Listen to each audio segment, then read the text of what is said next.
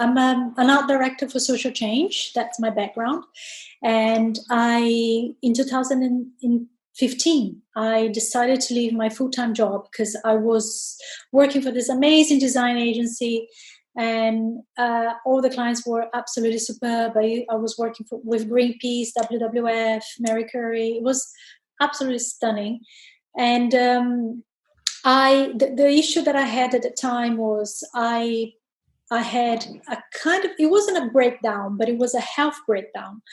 And I realized, it's like, why is my health is like almost like, I don't know, in pieces at the moment. I didn't understand.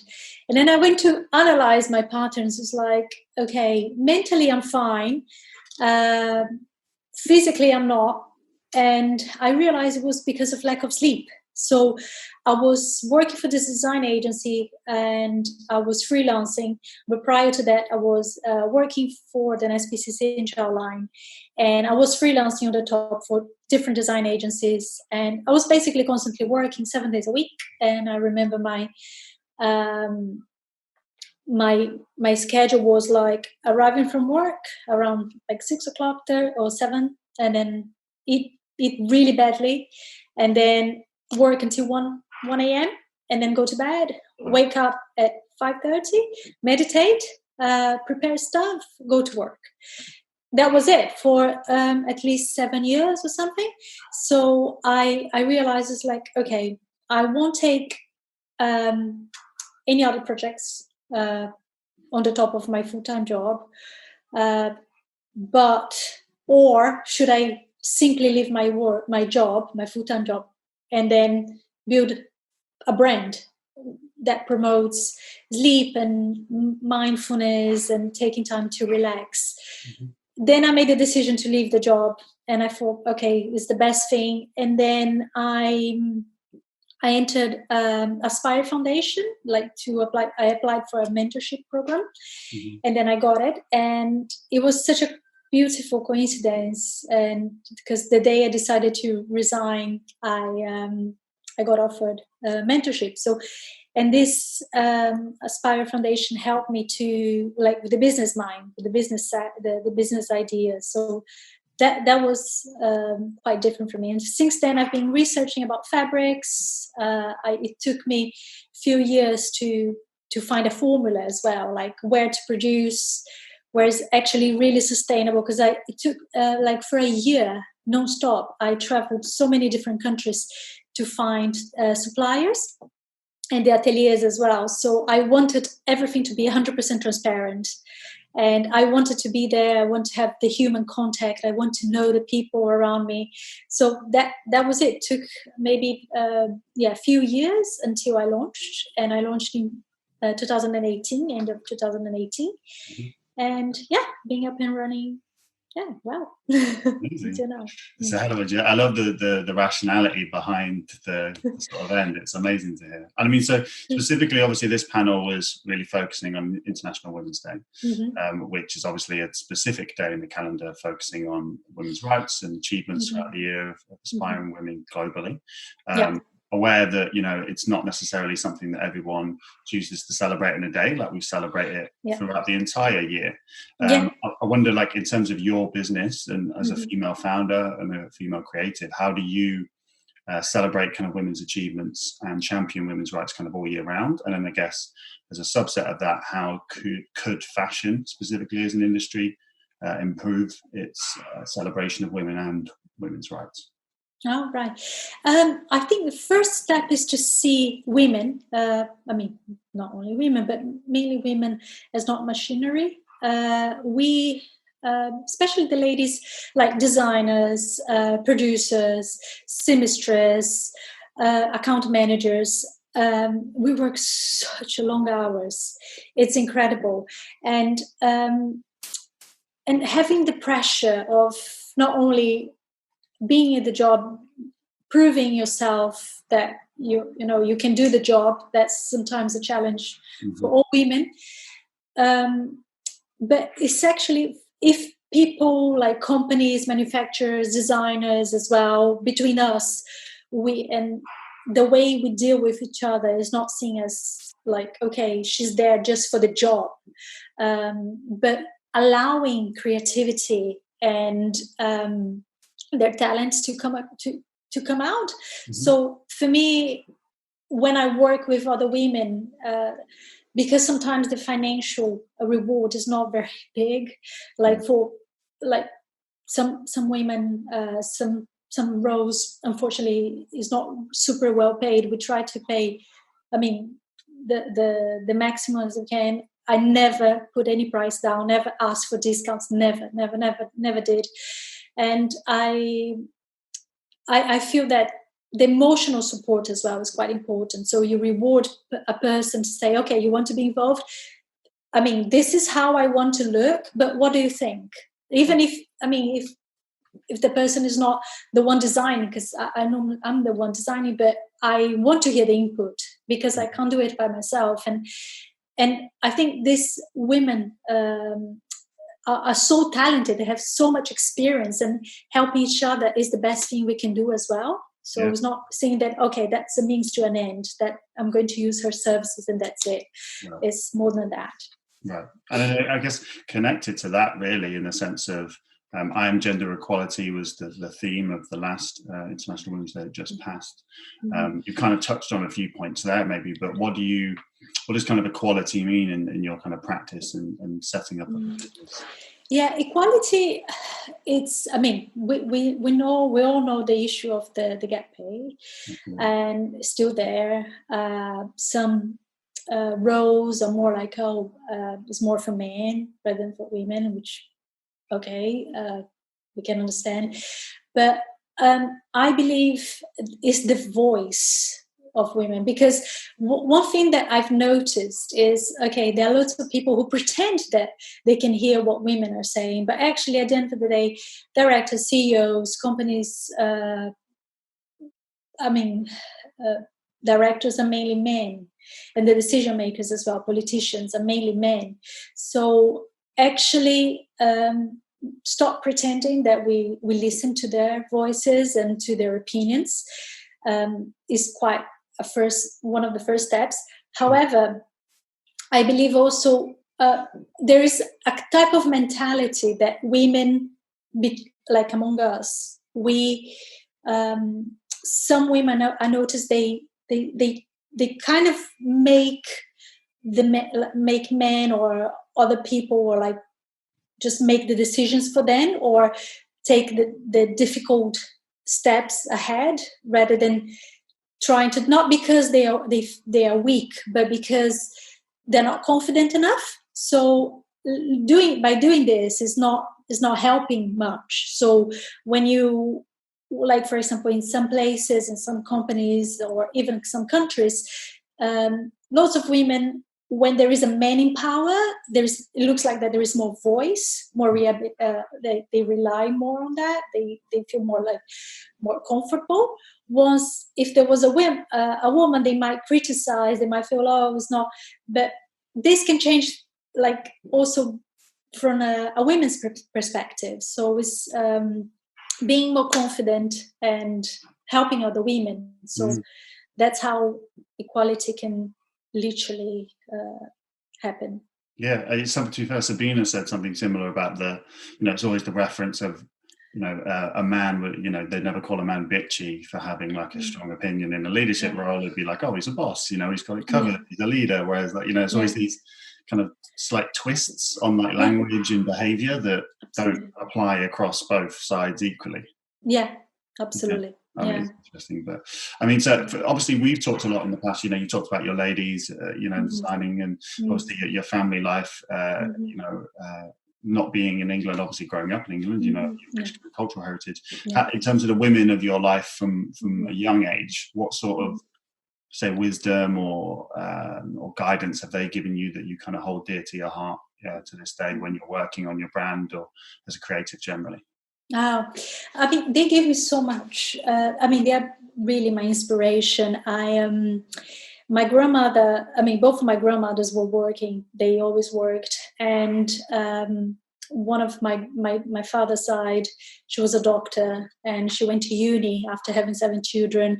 So it was incredible. And my mom, she's a psychologist, and she had like 2 months maternity leave. She always worked, and she does an amazing, until now, as a consultant and writer, an amazing job working with government and implementing projects for people with disabilities into society. And one thing that she taught us the most was you can't be dependent on other people for basically anything in terms of what you want. So what you want is that's your dream. So you go and go for it, and you work hard and you study hard. And she taught us not to be financially also dependent of anyone. Mm-hmm. So if you want something and you can't afford, you just go and work for it, and there's no other way. And I think mainly the excuses as well. Just don't come up with the excuses like, oh, because you're a woman, or because you come from this background, or because you have children. It shouldn't stop you. Mm-hmm. To achieve the things you want. So that was amazing for me. I'm sure. And then I guess obviously for that, that's kind of like a cultural heritage, and obviously a behavioural thing, and a genetic heritage too, in terms of what inspired you. Obviously, you find yourself in present day as a female founder, and all of your journey so far. So they had their unique challenges based on the state of culture and society during their childhoods and their adolescence. What you say now is kind of top of the list of challenges as a founder in your position today? Well, this don't depend on anyone, or the financial bits. It can also lead for something else, which is for me one of the top challenges is combining life and relaxation. Mm-hmm. So like working and relaxation, not to overwork too much, because I have this tendency, again, as you nicely put, because of my heritage, because of my background, and it's in this mindset of constantly working and wanting to achieve. And I do have that in me, and I know I'm not the only one. Loads of founders have exactly the same thing, because at the end of the day, the business also depends on us. So we are constantly working. Mm-hmm. Then there is this investment in profit. So for me, I believe for all startups, it's just like, is it the right moment, and should we invest on that? And then when the profit comes, are we reinvesting? So there is this balance as well. And I believe those are the top ones. And we have to constantly kind of watch what we're going to do, and because we also depend on the pace also of other people. Is not if I were to do everything by myself, that's great, but it doesn't happen this way. There is a pace for things to happen. I rely on suppliers. I rely on Mother Nature as well, to supply, to produce cotton, to produce seaweed, and to make, so I'm not by myself, so I have to respect also the times of other people. As much as we can plan, it's never perfect. That's such a beautiful sentiment, the idea of having the Google Calendar for Mother Nature. You've got to adhere to the cycles of life as a boss to your work too. And something that we've never talked about, but I guess we've had millions of opportunities to. But because you make sleepwears, and obviously the focus of that is really on a better relationship with rest and things like that. Does it put an extra pressure on you as the founder of that company to be very mindful of your own well-being and your rest? Do you have to live kind of what you're preaching, I guess, even more so? Yeah, I do, because otherwise it would be a lie. Yeah. So I do have time. I do things very slowly. I reply, very slowly. I am a slow person in so many things.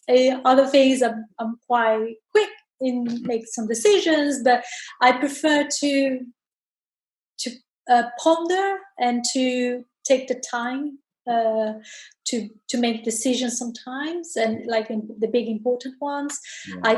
I sleep a lot. I try to dedicate time to everything. Oh, that's good to relax, because it's not something irrelevant. It makes us happy. For me, it's my mental health that is important. So how can I not practice that? So of course. Yeah. And then I guess, so obviously that part of what you do it's extremely educational for people who buy your product. It's not, it's not necessarily, say, a well-designed garment that someone buys and then that's it. I mean, some people will, remember you told me about the seaweed collection, and some people in Wolf and Badger, like, they would say, oh, some people just bought it and didn't even clock that fact and didn't necessarily mind. But obviously some people specifically buy it for those things. Yes. So I guess in terms of the education side of that, like, how important is sort of education and like knowledge exchange in your work? Like, how vital is that to your practice? I think it's one of the main reasons why I wanted to set it up, the brand, is because people take sleep for granted. Lots of people say, oh, I don't have to sleep much, I just sleep 5 hours a night. But there is a payback to it, and not only on one's body, but in the society in general, because when we are relaxed, for me, that's what I keep preaching all the time. When you are happy with yourself, because you feel relaxed, you're not constantly overthinking or worried. You actually took the time to meditate, to wind down, to sleep better, to take care of yourself. You can take care of the others as well. And you don't go constantly buying stuff because, oh, I just need an extra coffee, or I'm going to buy this because I don't have time. And you make conscious decisions for your purchases. You don't become that snappy when you are, because we feel quite irritated if we don't sleep well, if we're very stressed, and then we make poor decisions as well in life. And I believe sustainability starts from within. So I keep saying this all the time, that it's when you feel good with yourself, when you're relaxed, you just don't go mistreating people or killing animals or polluting the planet. So you make wiser decisions. I think that's true. I think, and we're seeing it more and more, right? I mean, people are really starting to understand the consequences of their consumption. And I guess to that end, obviously when you create products, you create a kind of community around the people who buy what you create, and obviously they're part of the brand that you have. And then through your business journey, obviously I'm sure you've had support from business communities or fashion communities or creative communities generally. Like, what have those groups of people, big or small, kind of helped you develop over your journey so far? I believe they helped me, like, shaping the way I work, and reinforcing the idea that all of us need kind of the same things. And so it has been quite interesting, and the feedback has been quite important for me,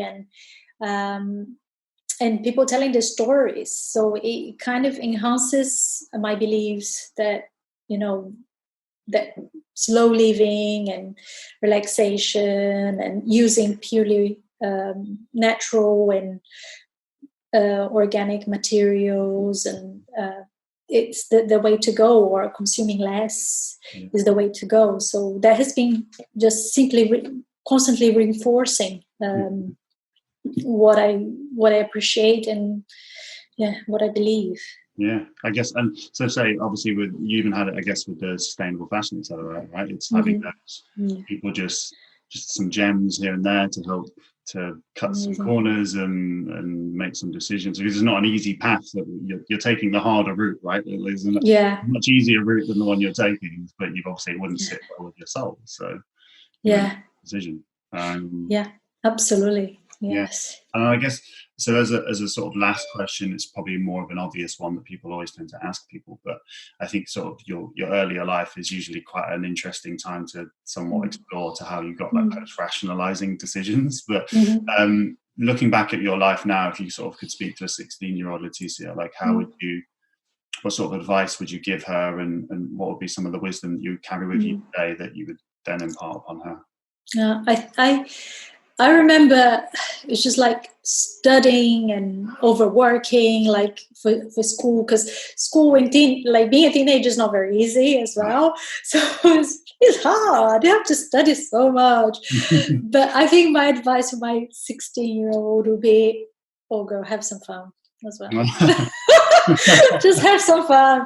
Just remember to have some fun, because I think for years I just too worried, and exams, and it is it's hard. And I think the same applied for many years until I literally woke up and was like, oh my God, I need to change. I need to take care of my health. So that was something that I should have learned when I was 16.